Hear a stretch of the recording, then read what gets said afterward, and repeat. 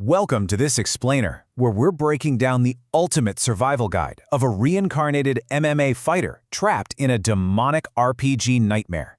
Look, forget everything you know about the classic chosen hero narrative, because today we are looking at a story that completely flips the script on destiny, survival, and what it actually means to level up. So, what exactly happens when the chosen hero is forced to work for the bad guys? Let's dive right into this totally bizarre twist on the reincarnation trope. Our protagonist is Choi, a rising MMA fighter with a whole lot of pent-up rage, who tragically meets his end right before his biggest championship payout. When an angel named Rael offers him the choice to reincarnate as an SSS-ranked hero in another world, of course he takes the deal. But when Choi wakes up, he isn't exactly greeted as a savior. Instead, he finds himself bruised, battered, and trapped as a captive laborer for the Demon King's army. You see, the angel Raphael promised him the absolute ultimate easy life, right? We're talking a peaceful starting village, an incredibly easy first quest, and a beautiful wife waiting for him at the end of the journey. But the reality? Oh man, it is a brutal awakening. His so-called starting village is actually a dark underground demon fortress. Instead of cheering villagers, he gets endless hard labor, cruel goblin guards, and these terrifying, towering cow-headed demon wardens. He quickly realizes his SS rank potential means absolutely zero when he's starting at level 1 in the literal heart of enemy territory. So how exactly do you survive this? Well, you've got to start climbing the demon ladder.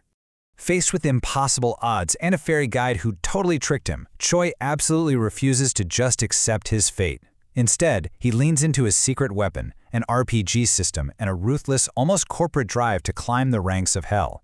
He knows fighting his way out as a level 1 human is basically suicide. So, he pivots. He starts aggressively kissing up to his warden, Reedrum, even organizing the other slaves to sing the demon army's work songs just to boost productivity.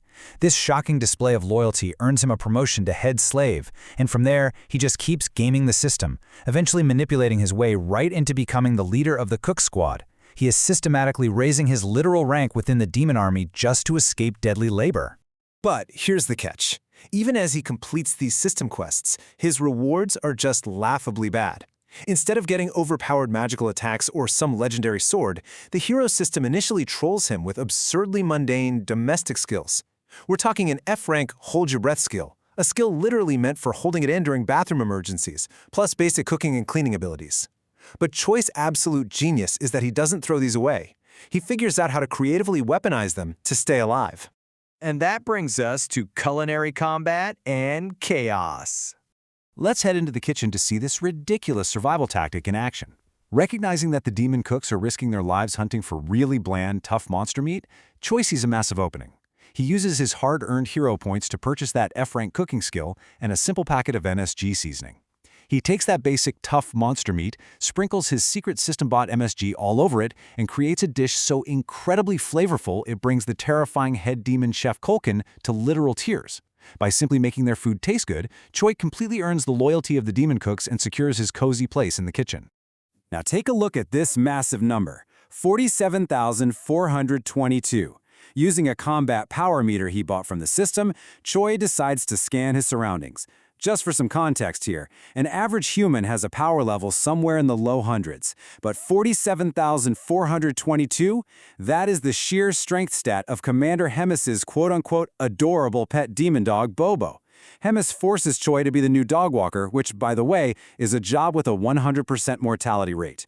But by using his system to buy an extra-large bone and feeding Bobo fresh meat, Choi not only survives, he completely tames one of the most dangerous beasts in the entire fortress. Which brings us to another staggering number, 75. That's the number of levels Choi manages to jump in a single day. While out on a kitchen hunt, his squad gets cornered by a terrifying tallest spider queen inside a cave absolutely packed with eggs. Using a monster encyclopedia, Choi learns that these spider eggs are actually highly explosive, so he orchestrates this catastrophic chain reaction, collapsing the entire cave directly onto the swarm of spiders. By landing the final hit and brilliantly using the environment, he aggressively farms XP, rocketing his level up and proving that brains can absolutely conquer brawn in this world. But let's be real, outsmarting spiders is one thing. To truly survive, he's going to need to start gaining some highly dangerous demonic power. Despite his insanely rapid leveling and clever tricks, Choi realizes a pretty terrifying truth. He needs devastating martial arts to survive the high-ranking demon executives, who are honestly starting to view his rapid progress as a major threat. So he manages to convince the cow-headed Warden Reedrun, who's actually become kind of a mentor to him, to teach him Promote. Now, this is a savage, ancient fighting style normally restricted strictly to demons because it requires demonic chi to use. Choi's natural battle instincts from his past life as an MMA fighter let him grasp the physical movements easily, but channeling the actual energy, that's a completely different story. Because here is the absolutely crucial point. Mixing human mana with demonic chi causes a violently toxic reaction. The dark mana acts exactly like a lethal poison to Choi's human body. The energy clashes, causing his body to violently reject the power. He's foaming at the mouth, and it nearly kills him in the process. And honestly, he only survives because he receives secret healing from a very unexpected source, which we're going to get to in just a second. So, this newfound power bumps Choi's combat strength to an impressive 13,936. But just a quick glance at their combat power reveals a terrifying truth. Choi is still vastly outmatched. The Corps Commander Hemis issues him a lethal ultimatum. He has to defeat Battalion Commander Doris, whose power level sits comfortably over 40,000 in just 1 month. This stark gap highlights exactly why Choi can't just rely on brute force. If he tries to fight Doris head-on, there is no way he survives. So what does he do? Pure manipulation. He befriends Doris, literally fattening the hulking demon up for weeks with perfectly cooked BBQ ribs and stew. Then, under the guise of hunting a rare monster for dinner, Choi lures Doris deep into a forest territory controlled by an enormous dragon named Nidrak and a giant worm called Surfib. Choi essentially tricks Doris into an apocalyptic turf war with these boss-level monsters. As Doris exhausts all his demonic energy fighting the beasts, Choi swoops in, unleashes his newly learned demonic martial arts, and just steals the final blow. It is an absolute masterpiece of deception. With his position secured, Choi's focus shifts to an entirely new mission: rescuing the fallen saint. Now that his rank as a demon executive is finally locked in, Choi turns his attention to a deeper mystery inside the fortress. Specifically, the captured saint of the Holy Empire, Eblisson, who has actually been quietly healing him and holding a dark secret. And here we see a completely shocking reversal of expectations. The demon army, the supposed ultimate evil in the world, captures the saint but actually leaves her completely unharmed in a private room. Meanwhile, the human church, the supposed forces of good under Pope Orvin, view her capture as a major liability. Instead of launching some heroic rescue mission, the human pope sends a covert assassin named Geffen to infiltrate the demon fortress and silence the saint forever. When those human assassins finally breach the demon fortress and corner the saint, Choi's system drops its highest stakes quest yet. The reward is a staggering 1,000 hero points. Choi is forced to make a massive, world-altering choice. Does he just ignore it and maintain his comfortable new rank among the demons?